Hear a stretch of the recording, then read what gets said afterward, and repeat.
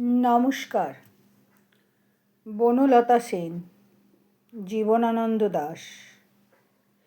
হাজার বছর ধরে আমি পথ হাঁটিতেছি পৃথিবীর পথে, সিংহল সমুদ্র থেকে নিশীথের অন্ধকারে মালয় সাগরে।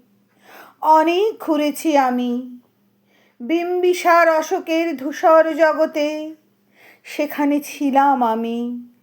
আরও দূর অন্ধকারে বিদর্ভ নগরে আমি ক্লান্ত প্রাণ এক, চারিদিকে জীবনের সমুদ্র সফেন। আমারে দুদণ্ড শান্তি দিয়েছিল নাটোরের বনলতা সেন। চুল তার কবেকার অন্ধকার বিদিশার নিশা, মুখ তার শ্রাবস্তির কারুকার্য। অতি দূর সমুদ্রের পরে হাল ভেঙে যে নাবিক হারাইছে দিশা, সবুজ ঘাসের দেশ যখন সে চোখে দেখে দারুচিনি দ্বীপের ভিতর, তেমনি দেখেছি তারে অন্ধকারে। বলেছে সে, এতদিন কোথায় ছিলেন?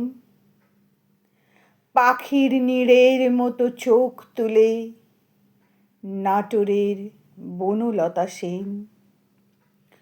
সমস্ত দিনের শেষে শিশিরের শব্দের মতন সন্ধ্যা আসে।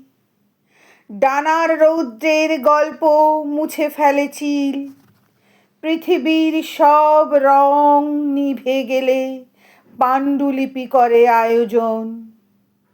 তখন গল্পের তরে জোনাকির রঙে ঝিলমিল, সব পাখি ঘরে আসে, সব নদী ফুরায় জীবনের সব লেনদেন।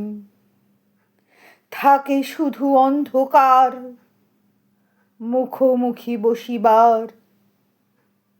বনলতা সেন। ধন্যবাদ।